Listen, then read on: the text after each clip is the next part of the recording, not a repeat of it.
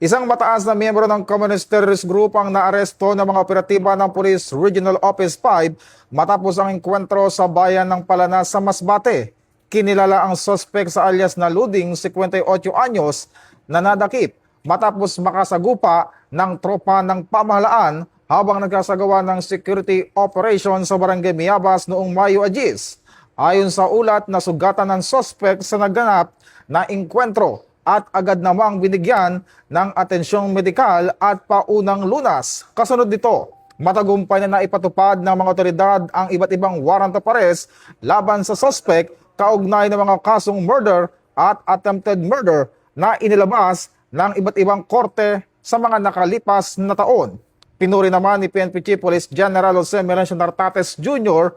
ang mga operatibang nagsagawa ng matagumpay na operasyon. Ito ay bahagi ng PNP Focus Agenda na Enhanced Managing Police Operation na hulihin ang mga most wanted person na nagtatago sa batas. Ito ang bagong PNP para sa bagong Pilipinas, serbisyong mabilis, tapat at nararamdaman.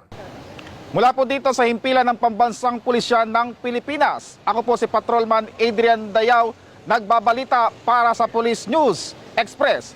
At ito ang bagong PNP para sa bagong Pilipinas, serbisyong mabilis, tapat at nararamdaman.